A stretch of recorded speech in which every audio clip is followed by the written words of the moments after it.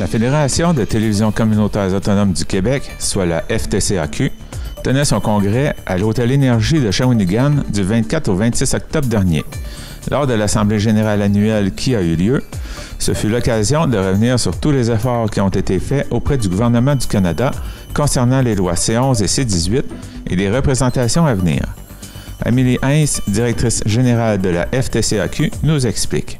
En participant aux différentes consultations publiques du CRTC, en participant à l'écriture des lois qui ont été adoptées par Patrimoine canadien au gouvernement canadien, C18, C11, de faire reconnaître la télévision communautaire comme étant une partie prenante du système de radiodiffusion canadien. Ça nous a permis de faire partie de certains fonds qui ont été créés, dont le fonds Google, donc qui distribue 100 millions de Google aux différents médias au Canada. La Fédération fait partie du conseil d'administration du collectif qui gère cet argent-là. Nos membres reçoivent une partie de ces argents-là. On fait aussi partie du programme de journalisme local, l'Initiative pour le journalisme local, l'IJL. On a maintenant 14 télévisions qui vont recevoir un journaliste financé par ce programme-là dans les prochains jours, ça s'en vient.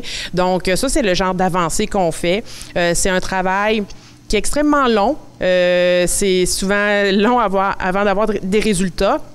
Mais quand on a les résultats, c'est extrêmement satisfaisant, puis on est vraiment content que ça arrive enfin vers nos membres. Le travail n'est pas terminé, on continue là-dessus. Ça continue à se mettre en place. Les lois au CRTC, on risque de comparaître encore devant le CRTC après les fêtes.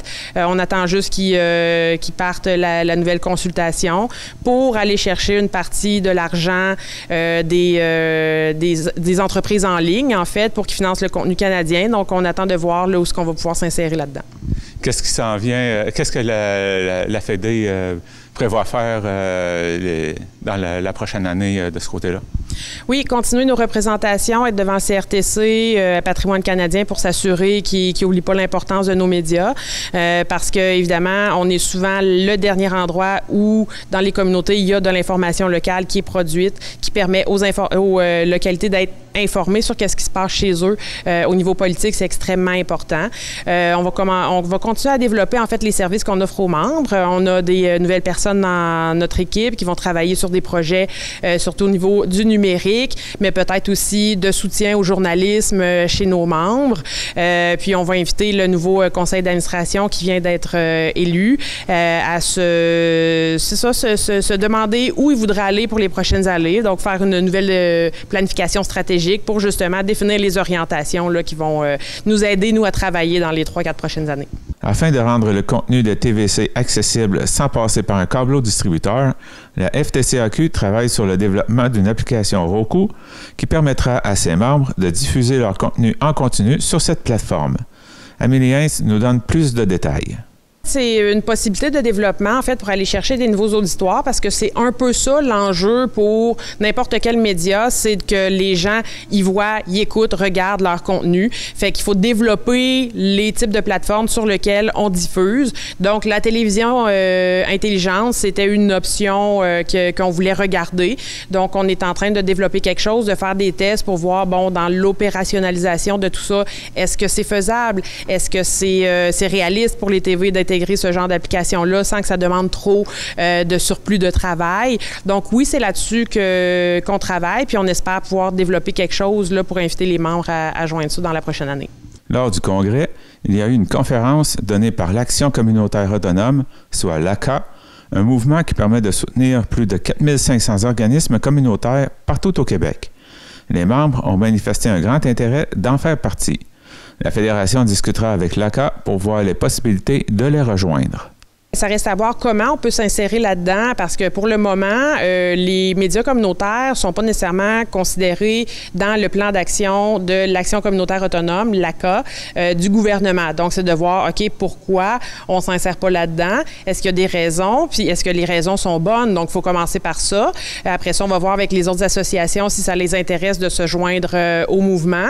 Mais dans tous les cas, on a déjà des liens avec le réseau national national de l'action communautaire autonome. On participe à leur campagne.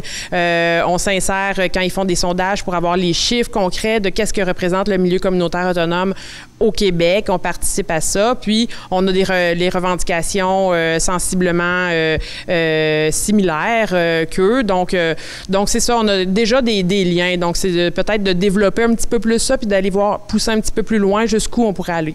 Enfin, Amélie Heinz dresse un bilan positif de la campagne « J'ose ma télé communautaire » malgré des moyens limités.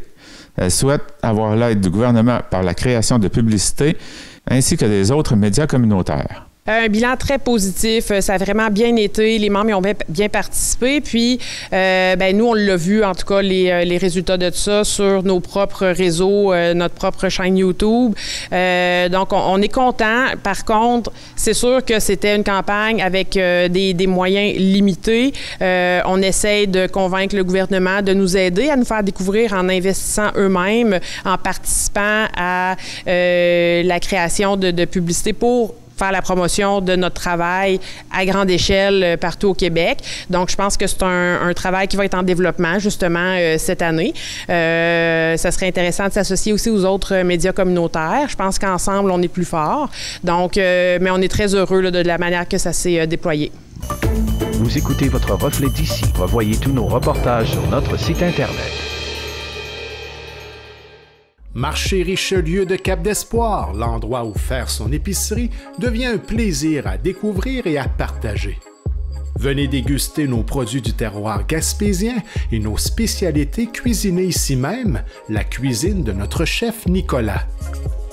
Que ce soit pour le prêt-à-manger ou un dessert fait maison, pour des produits frais, de la bonne bière gaspésienne ou simplement pour le plein d'essence, rendez-vous au marché Nicolas de Cap-d'Espoir. La boutique Le Mercier de Chandler, l'endroit où magasiner un vêtement devient une expérience en soi. Venez nous voir en magasin et soyez accompagnés par des professionnels soucieux de vous offrir la qualité avec le style, l'originalité et ce pour toutes les occasions. Nous avons de tout pour le sportif, l'homme d'affaires et des occasions spéciales qui requièrent un service personnalisé pour faire de vos événements des moments inoubliables. 484 rue Hôtel de Ville Chandler, 418-689-2404 ou visitez notre page Facebook Le Mercier Chandler. Boutique Le Mercier, la référence en mode masculine en région.